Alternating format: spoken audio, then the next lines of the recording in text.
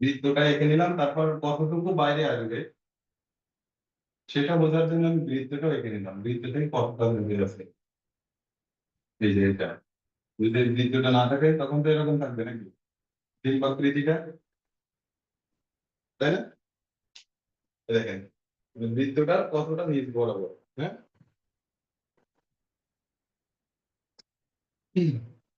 এটা আমি করি। সব খাতাগুলো দেন তো আমার কাছে,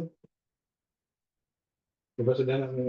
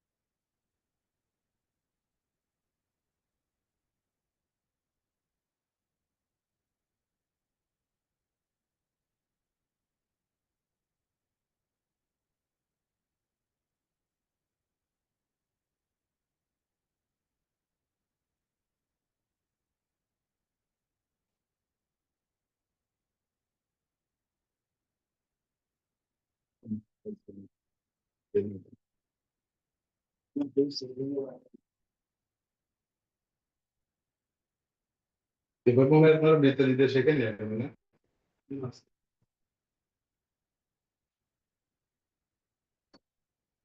পেন্সিল কম্পাস লাগবে না।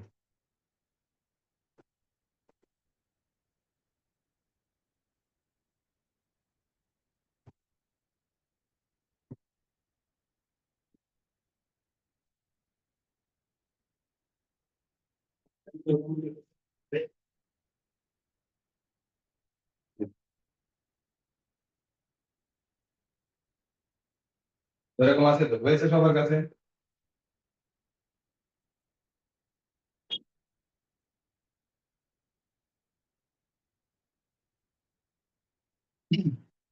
এবার এটাকে দুই ভাগ করে দিই।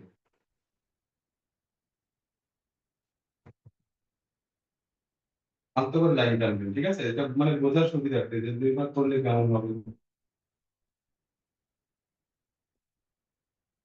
শুরু করে লাইন। এই যে আমি বলেছিলাম না যে আপনারা HB, 2B, 4B আলাদা আলাদা পেন্সিল নেবেন, যখন আলতো করে রাখবেন তখন HB পেন্সিল দিয়ে ড্রয়িং করবেন। এটা জাস্ট নিজে বোঝার জন্য, ড্রয়িং এর ক্ষেত্রে, ঠিক আছে? অন্যকে বোঝানোর জন্য না। অন্যকে যেটা বোঝানোর জন্য সেটা স্পষ্ট করে হলো। এবার মানে এইটাকে আমি মূলত তিন ভাগ করবো, মানে মুখমণ্ডলটাকে। তো এটা তো কার্ভ লাইন, তাহলে তিন ভাগ করবেন কি করে? সব কঠিন হয়ে যাবে না নাকি? না যাই হোক, এইটা এই লাইনটা যদি না দিতাম, তাহলে যদি বলতাম এইটাকে দুই তিন ভাগ করতে হবে, তখন কি কঠিন হয়ে যেত কিনা? কিন্তু এখন এইটাকে যদি তিন ভাগ করতে যাই সহজ হয়ে যাবে। এই একটা লাইন, এটাকে তিন ভাগ করেন তাহলে তখন একটু বিপদ হবে কিনা? কিন্তু এই সোজা লাইন, এই সোজাটাকে যদি আমি তিন ভাগ করতে যাই আমার সহজ হয়ে যাবে। এই জন্য এটা দিন।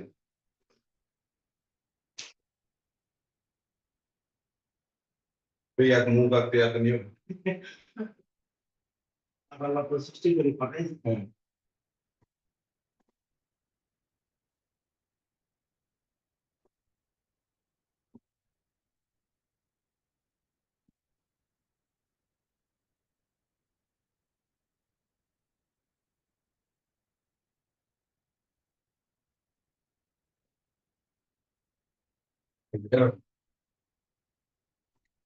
সমান পথ যেন হয়, ঠিক আছে।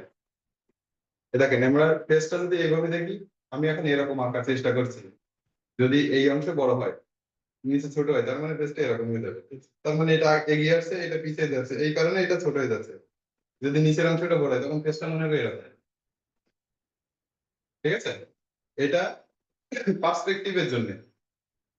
এই একই জায়গায় তো আছে, কিন্তু এরকম করার কারণে এটা আগে দেখছেন, এটা বাড়বে। যদি এরকম এরকম পেজ আঁকতে যান, অবশ্যই এই অংশটা আমাকে বড় আঁকতে হবে।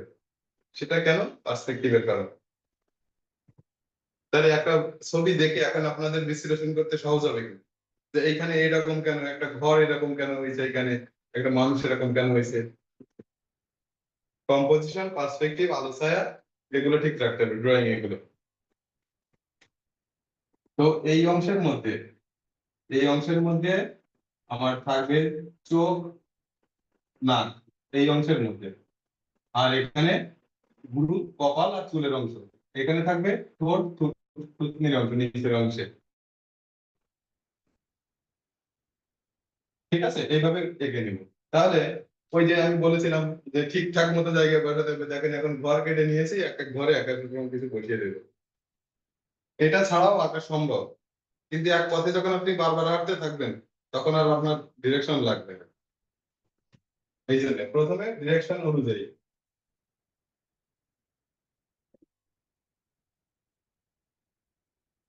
তো প্রথমে নাক এঁকে নিব।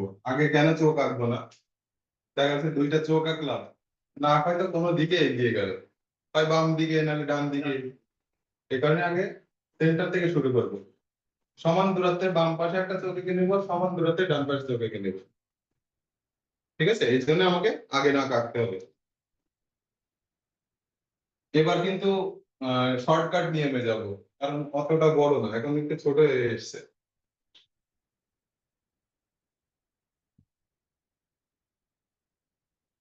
আমি কিন্তু ওই সময় অনেক সময় দিয়েছি, এখন সময় কম দিব।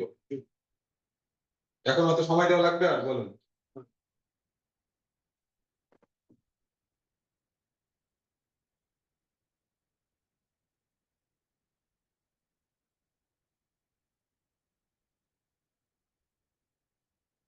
এই যে একটু ছোট বড় করে আঁকতে হবে। ওই যে লাইনের এইভাবে টানলাম, একদিকে সরু হয়ে আসলো না, এখানে একটু সরু হয়ে আসবে এখান থেকে।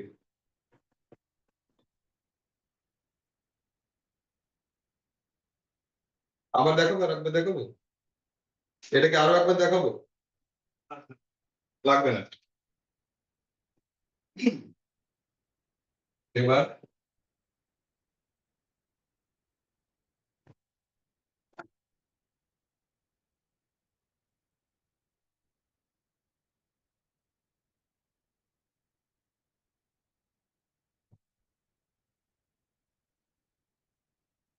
মাঝখান বরাবর আমার দাগ থাকাতে কি হচ্ছে, যে নাকটা যেন দুপাশে সমান হচ্ছে কিনা সেটা তো আমি বুঝতে পারছি।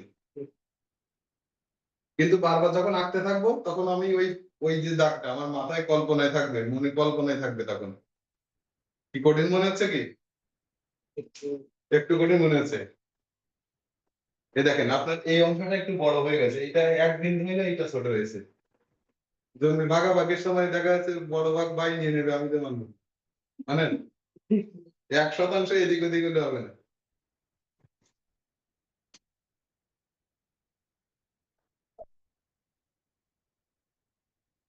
এবার কিন্তু তাহলে আমার এই এই দাগটার কোনো প্রয়োজনীয়তা থাকছে না, থাকছে।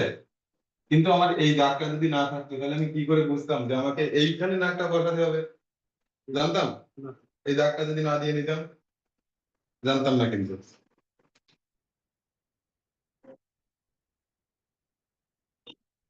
এই লাইন, লাইনটা উপরের দিকে যত যাবে শুধু হতে হতে যাবে।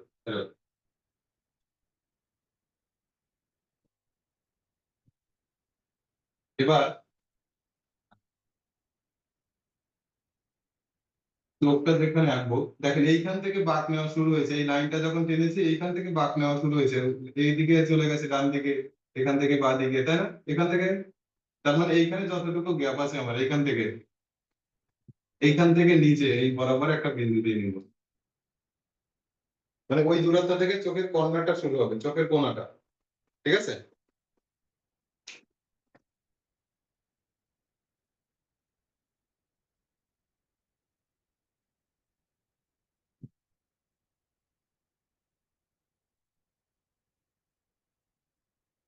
এই যে রেখাটা এখান থেকে সমান দূরত্বের বিন্দু দেওয়া মনে হচ্ছে কিনা, না হলেও বলবো যে সমান দূরত্বের। ঠিক আছে, এই যে এই রেখাটার যতটা দূরত্বের, এই রেখাটা ততটাই দূরত্বে বিন্দু দিয়েছি। তাহলে চোখ কিন্তু এদিক ওদিক হওয়ার সম্ভাবনাটা কমে গেল। আর এই বিন্দু থেকে এই বিন্দুতে যতটা দূরত্ব, এখান থেকে ততটা দূরে একটা বিন্দু দিব, এবং এখানে আরেকটা বিন্দু দিব। তার মানে পাশাপাশি যদি তিনটা চোখ বসানো হয়, মানে দুইটা চোখের মাঝখানে আমাদের আর একটা চোখের দূরত্ব। ঠিক আছে, বুঝাতে পেরেছি? এইখানে যে চোখের যে দূরত্বটা, সেই ততটা দূরত্বে দিয়ে তারপর আর একটা চোখ শুরু হয় আমাদের।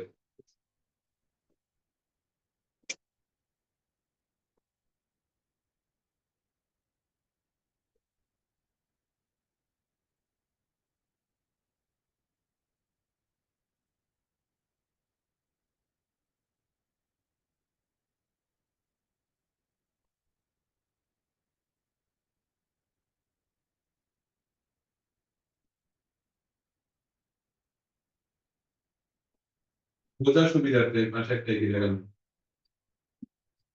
মানে একটা চোখের থেকে আরেকটা চোখের দূরত্ব হবে, এই চোখের যতটা বড় ওইটা যত বড়, মাঝখানে অতটাই দূরত্ব থাকবে। এই দেখেন, তাই না? মানে দুইটা চোখের দূরত্বের মাঝখানে কতটা দূরত্ব থাকবে, একটা চোখটা বড় যত বড় আর কি। দেখেন এখানে তো আমি এইভাবে ভাগ করি না, এইভাবে ভাগ করি না, তো পারফেক্ট মনে হচ্ছে কিনা? ওই দাগগুলো আমার কল্পনায় আছে।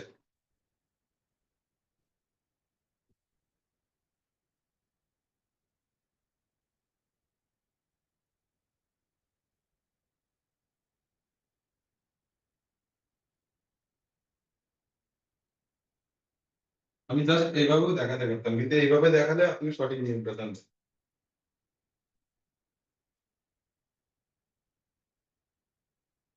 এইখানে এইটা একটু ছোট মনে হচ্ছে, তাই না? এই অংশের থেকে এই অংশটা একটু ছোট মনে হচ্ছে না? হচ্ছে। তাহলে এই বিন্দুটা আরেকটু, এবার কি সমান মনে হচ্ছে? তো এইটা এইভাবে শিখে গেলে তখন ওই যে মুখমণ্ডল আঁকা সহজ হয়ে যাবে। এবার এখানে তো আর আয়তাকার আঁকবো না, আঁকবো তাহলে কত হিজিবিজি হবে। এই জন্য আগে ওইভাবে শিখে আনা, নেট প্র্যাকটিস করিয়েছি আগে, এখন মাঠে খেলবেন।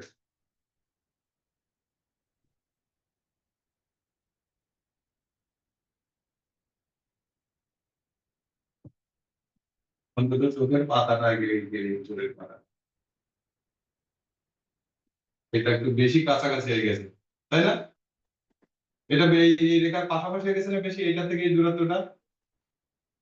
কথা বলবেন, যে আপনি যে শুনতেছেন আমি কি করে বুঝবো যদি উত্তর না দেন আমি প্রশ্ন করলে? হ্যাঁ না কিছু বলুন।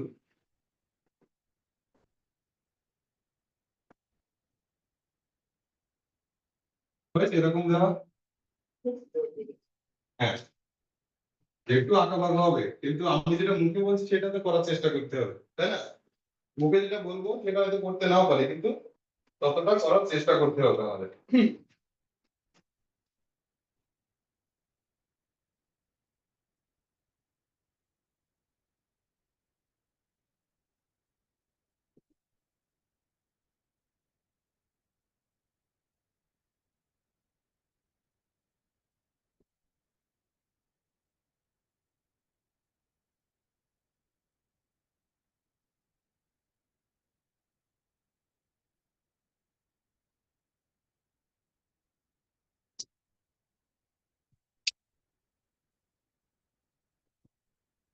যতটা একই রকম করা যায় আর কি। এবার উপরে চোখের পাতাটা দিব, এইটা প্রায় শুয়ে থাকবে, একটু হয়তো ফাঁকা থাকলো এখান থেকে এসে এই।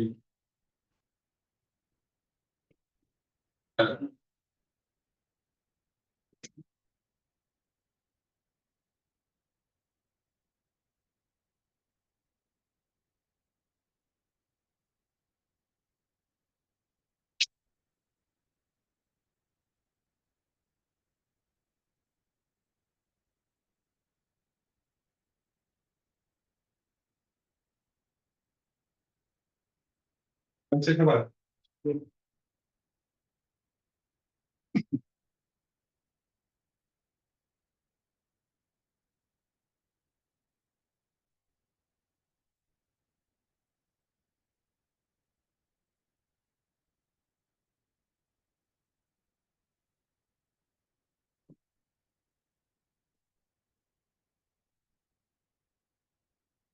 তাহলে এখন আইবলটা কত বড় আসতে হবে? আগে যেগুলো শিখেছি ওই অনুপাতেই। এখানে তো আর ওই বিন্দু দিলে তো আর জায়গা থাকবে না, কিছু আর থাকবে?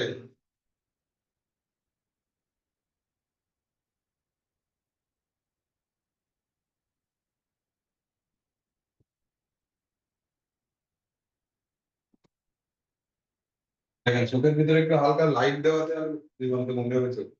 লাইট পড়ে না, দেখেন এই লাইটটা আমার চোখে আইবলের পর কিন্তু পড়ে যাচ্ছে। এখন ড্রয়িং এ আসি, অন্তত আলো ছায়া দেওয়ার দরকার নেই, কিন্তু তারপরেও মানে বলে দিচ্ছি আর কি।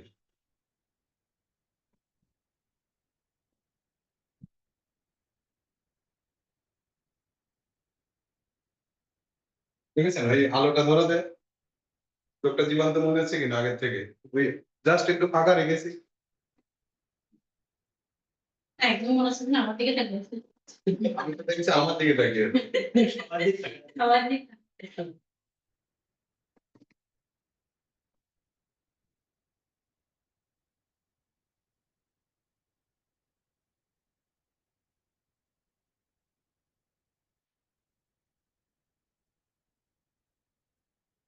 এই যে চোখের যে কর্নারটা, এখান থেকে উপরে উঠে এক বিন্দু বাম থেকে শুরু করেছি, এটাও কিন্তু হালকা এক বিন্দু ডান থেকে শুরু করে মাথা ডিস্টার্ব করে।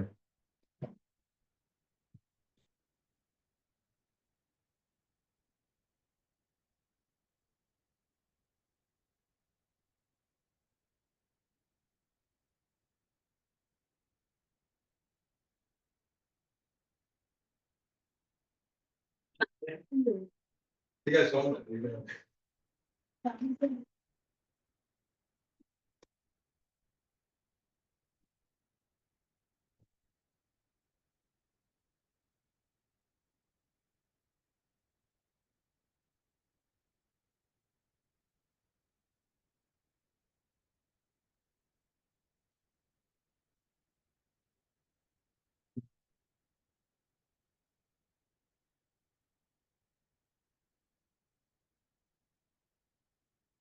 এইটা আঁকার পর এই লাইনটা কিন্তু আমার লাগছে না, লাগবে?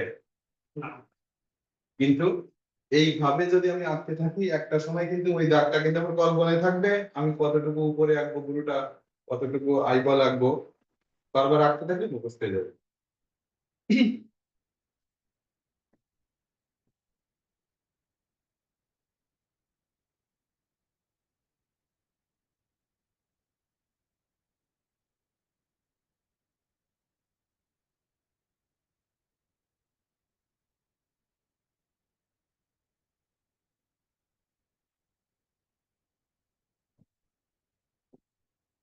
তাহলে ওই ঘরটা যদি আমি না কেটে নিতাম, মনে হয় না যে এইভাবে আমি বসাতে পারতাম নির্দিষ্ট জায়গায়, সাজাতে পারতাম? পারতাম।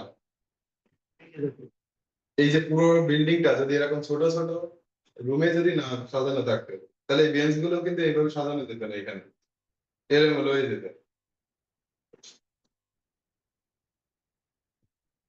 তাহলে মোটামুটি তো আমরা ঠোঁট আর কান দিলে একটা মোটামুটি হয়ে যাবে। ছেলে মুখ আঁকছে না মেয়ের মুখ আঁকছে?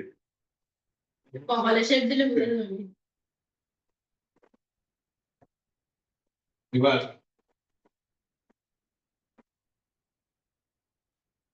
এইখান থেকে এই যে আইবারটা যেখানে শেষ হয়েছে না, এইখান থেকে এই সার্কেল দিলে এই বরাবর যদি লাইন টানি,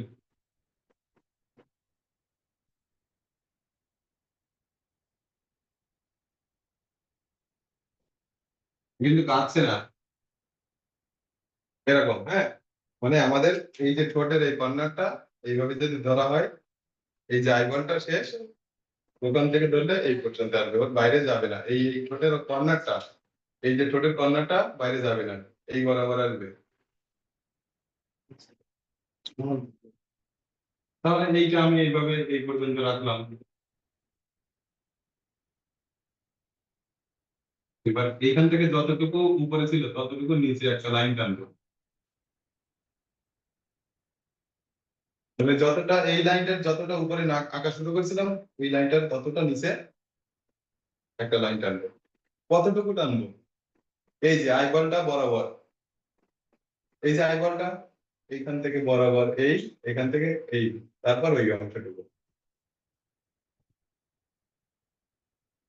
তাহলে ইঞ্জিনিয়ারিংটা মানে যখন বিল্ডিং করে তখন একটা হ্যাঁ আছে না, কিন্তু যারা গ্রামের যারা রাজমিস্ত্রি তারা এই বিষয়ে কিন্তু অবগত না। মানে না শিখেও যেমন আমরা আঁকতে পারি না, না শিখেও আমরা ছবি আঁকতে পারি কিনা, ওনারা ওরকম। আমরা স্যার সোজা দেখে হ্যাঁ আর রাজমিস্ত্রিরা সোজা দেখে এখন যাই হোক, মানে আমি এটা বোঝাতে চেয়েছি, মানে বেসিক না জেনে, এটা হলো বেসিক, এটা জানলে ভুল হওয়ার সম্ভাবনা কম। ভুল যে হবে না তা না, ভুল হবে, কিন্তু এটা জানা থাকলে ভুল হওয়ার সম্ভাবনাটা কম থেকে গেল। যদি আমি ঠোঁটটা যদি হালকা বাম দিকে, ভালো লাগবে? ভালো লাগবে না কিন্তু, কারণ সবসময় যদি এরকম বাঁকা এরকম করে কথা বলি ভালো লাগবে না। ওরকম মানে ড্রয়িংটা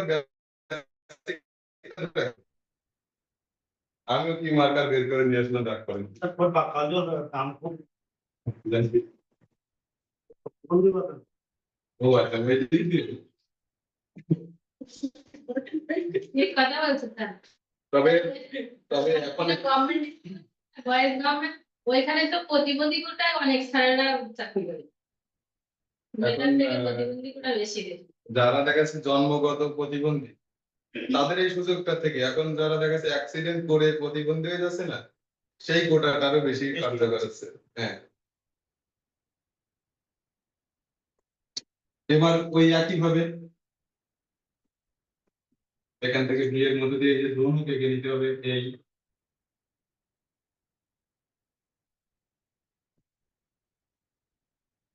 এখন কি আর বলা লাগবে আগে কি করেছিলাম? দেখেন আপনারা প্রশ্ন করতেছেন আগে যেটা বলেছি, এখন আর প্রশ্ন করা লাগবে কি? এটা ওয়ার্ডের বাচ্চার মধ্যে বলতেন আমরা পারি আমরা পারি। হ্যাঁ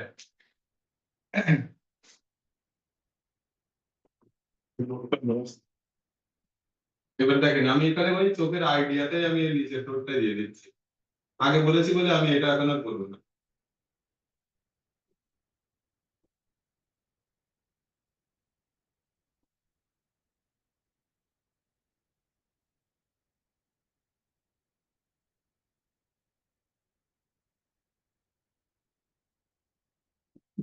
এবার এইটা আঁকার পর এইটা একটু চেঞ্জ করেছিলাম, একদম এটা স্ট্রেট থাকে না আমাদের ঠোঁটের, এইটা মাঝখানেটা দেখেন ওইটাও হালকা বাঁকা আছে না, কিন্তু আমি প্রথম দিকে তো, আমরা তো প্রথম দিকে এই কারণে আমাকে ওইটা দিতেই হবে।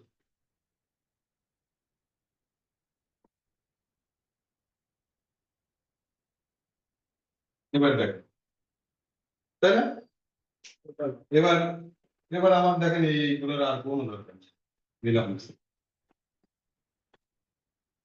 অন্ধ এখন দেখতে পাচ্ছে, লাঠিটা সবার আগে ফেলে দেবে, সেরকম হয়েছে না এখানে। তাহলে নির্দিষ্ট জায়গায় বসাতে পেরেছে কিনা, মানে কি মনে হচ্ছে ঠিকঠাক মতো আছে কিনা?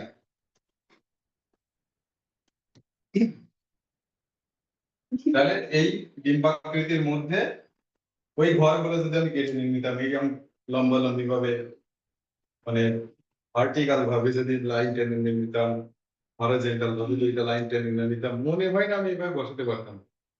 ভেরিয়ান্টে আঁকতে গেলে এলোমেলো হইতো, হয়তো দেখতে ভালো লাগতো, দেখতে হয়তো ভালো লাগতো, কিন্তু এইটা হয়তো তত দেখতে ভালো লাগছে না, কিন্তু এইটাই হলো আদর্শ। আমাদের কিন্তু আদর্শ হওয়া উচিত নাকি, যে আমি ইংরেজিটা খুব ভালো করি ম্যাথে পাই 0, ওই ইংরেজি অতটা ভালো ভালো হয়ে কোনো লাভ নেই, আদর্শ না এটা। আমি সবগুলোতে 60% 70% মার্কস পেলাম, ওইটা হলো আদর্শ।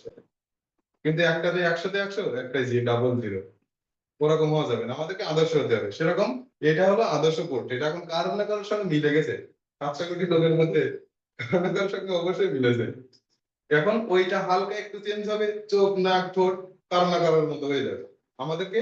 তাহলে এইটা যদি আমি পারি, ওইটাই কিন্তু ওই চেঞ্জটা আনা লাগবে আমাদের। এই যে ফর্ম যেরকম আমরা প্রথমে ফর্ম আঁকা শিখি, সেটা ভাঙছি, সেই ফর্মটাকে ভেঙে আবার করছি, কোনো না কোনো বস্তু শেপ হয়ে এসে যাচ্ছে। তো এটা ওরকম।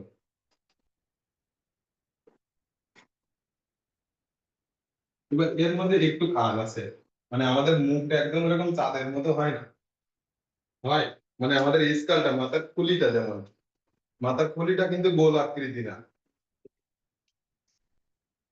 এটাকে ওর ভিতর থেকে ওইটা তো বের করতে হবে, এরকম থাকে আমাদের স্কালটা, এরকম এসে এরকম থাকে, ঠিক আছে। এবার চোখ এরকম দেখা যাচ্ছে, নাকের অংশটা এরকম। এবার না, আমাদের স্কালটা তো এরকমই থাকে, ঠিক আছে, দেখতেছি হবে। মাথার খুলিটা। ঠিক আছে। এখন যদি মাসেল না থাকে, মানে ত্বক যদি না থাকে, মাসেল থাকলো না, আইবল গুলো থাকলো না, আমরা এরকম দেখতে, আমরা তো এরকমই দেখতে ন্যাচারালি নাকি। এখন এর উপরে মাসেল যখন বেশি থাকছে তখন একরকম দেখতে লাগছে, যখন মাসেল কম থাকে, তখন আর হ্যাঁ এইটাই, কিন্তু আমরা দেখতে এরকম। এই যে সরাসরি যদি দাঁত এরকম দেখি তখন কেমন লাগে বলেন তো? যদি আমাদের যে রাত্রে ঠোঁট না থাকে, হ্যাঁ এই দেখুন, আমাদের যে রাত্রে দেখাবে হ্যাঁ কিন্তু এখন এই মাছের আছে, মাংসপেশি ত্বক আছে বলে আমরা ভয় পাচ্ছি না, দেখতে ভালো লাগতেছে, কিন্তু আমাদের গঠনটা এরকম। আপনারা তো এইভাবে শিখছেন, আমি এইখান থেকে শিখে আসছি, এইভাবে শিখে আসছি। মাথার খুলিটা কেমন হয়, যে এটা যদি অ্যাঙ্গেল করে দেখায় তখন কেমন দেখাবে, তখন দেখবেন যে এরকম দেখাবে, এরকম দেখাবে অ্যাঙ্গেল ফেস। এইখান থেকে শিখে আসছি,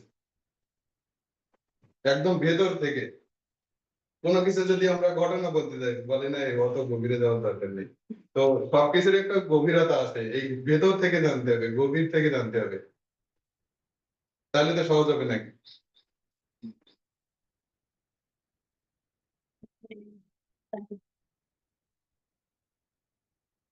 পঞ্চাশ মাসে শুরু করেছি, তার মানে 55 35 পর্যন্ত 10 মিনিট।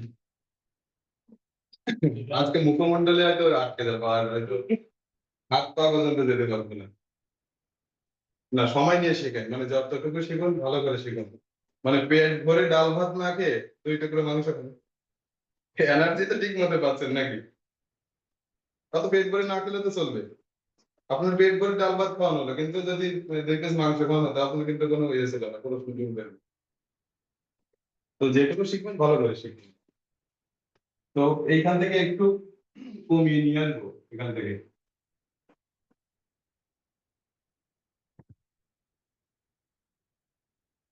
এখান থেকে যতটুকু বাদ দিয়েছি, এই যে চোখে আইকন বরাবর, এখান থেকেও কোথায় নিতেছি, এই যে ঠোঁটের দেখেন এইখানে এই বরাবর, তাই না, দেখেছেন হয়ে গেছে, মানে ওই টানছি তাও সেইখানে, আমি তো আগে ওই লাইনটা টানি নাই, কিন্তু তারপরে দেখেন ঠিক সেইখানে যে আটকে গেছে আমার হাতটা। কেন আটকে আছে, আমি ওই পথে চলি যাই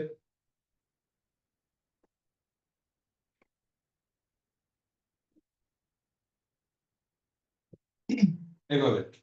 হুম, এবার এইখান থেকে একটু কমিয়ে নিয়ে আসলাম, এই যে স্থানটা মুছে ফেলে ভুল করলাম, এইখান থেকে একটু আবার একটু ইয়ে আসবে, ওখান থেকে একটু কমিয়ে আসবে, এখান থেকে এসে এই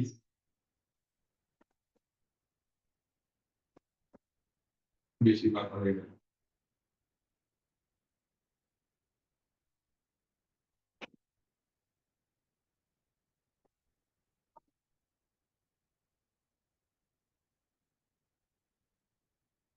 এই কাজটার মতো আঁকতে হবে, যতটুকু গ্যাপ আছে এখানে একটু বেশি গ্যাপ মনে হচ্ছে না, বেশি। তার মানে একটু আঁকা বাঁকা হয়েছে, এটা ঠিক করে এরকম। হুম, এবার এই যে আমার বাইরে যে লাইনটা ছিল, এটা ইরেজ করে নিব।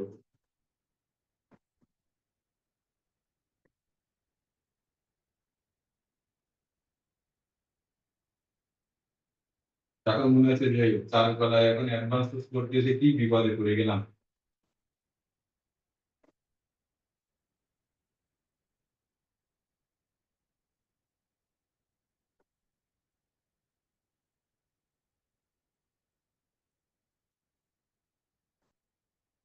এগুলো লাগছে না।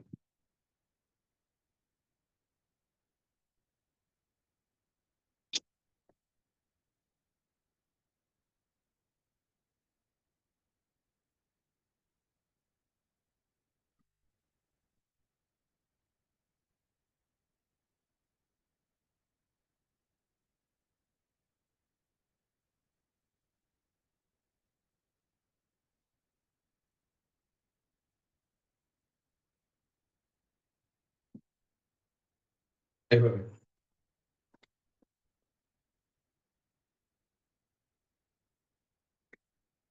এটা যদি সেন্টার ধরা হয়, তাহলে দুপাশে সমান করা যাবে, হ্যাঁ, সহজেই কাজটা এঁকে ফেলা যাবে, গলাটা এঁকে ফেলা যাবে।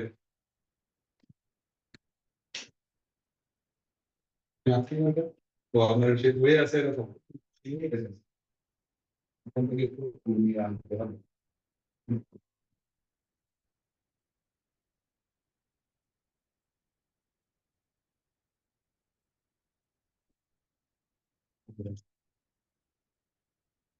এবার ওই যেখান থেকে নিয়েছিলাম, এখান থেকে নিয়েছিলাম, এবার এখান থেকে একটু টান আনতে হবে এবার।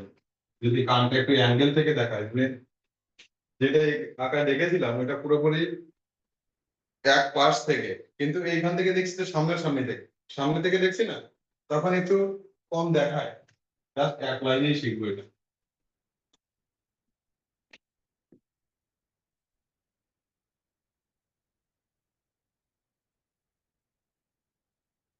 দেখেন এটা, এই যে ভুরুর নিচ থেকে শুরু হবে, হ্যাঁ, আর এই নাকের এই বরাবর এখান থেকে এই অংশের মধ্যে আঁকতে হবে। এই যে দুইটা লাইন টানা ছিল না, তিন ভাগে ভাগ করেছিলাম, ওইটার মধ্যে।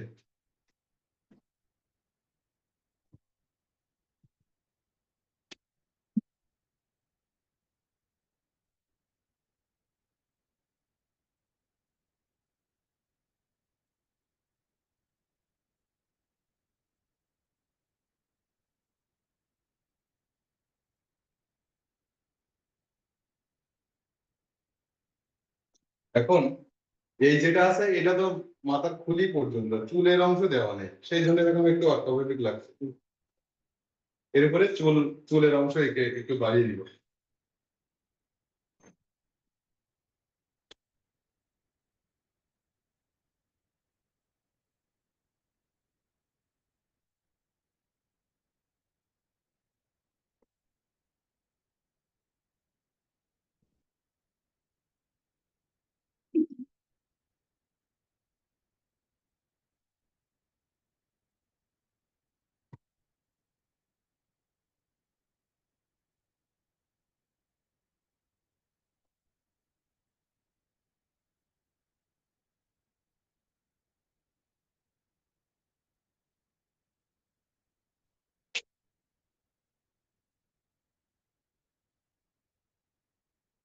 এই যে এখান থেকে সামনের দিকে চুলটা এইভাবে বেড়েছে, এইভাবে কানের অংশের এখানে বেড়েছে, এইভাবে বেড়ে আসবে। এবং এই যে সার্কেল দেওয়া ছিল বা ডিম আকৃতি দেওয়া ছিল, এটার উপর থেকে এখান থেকে এটা যদি সিধি ধরা হয়, এখান থেকে একটু নেমেছে, এখান থেকে আবার দুদিকে ভাগ হয়ে গেছে চুলের অংশটা। এটা ডার্ক করে দিব। ডার্ক করবেন কখন? এই অংশটার উপরে এইটা আঁকার পর, তারপর এই অংশটা।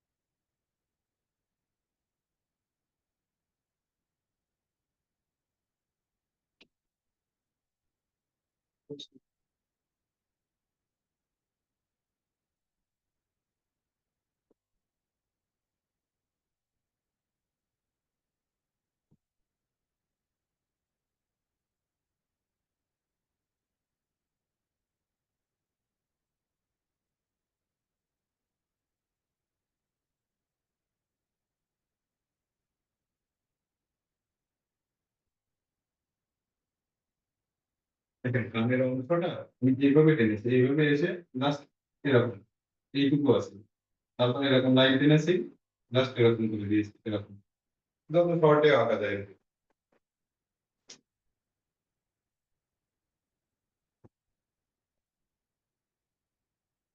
তো আজকে ক্লাস এই পর্যন্তই, কারণ এরপরে যদি হাত পা আঁকতে যাই তাহলে আবার আর একটা সেশন চলে আসবে। দুইটা সেশনে থাক, আজকে এই পর্যন্ত। আগামী দিন হাত পা এবং মানে কম্পোজিশন যেদিন ক্লাস থাকবে, পরদিন হয়তো থিওরি ক্লাস, পরদিন যখন কম্পোজিশন ক্লাস থাকবে সেদিন হাত পায়ের সঙ্গে হাত পা এবং মানে পুরো বডিটা একদিনে শেখাবো। ঠিক আছে, সবাইকে ধন্যবাদ।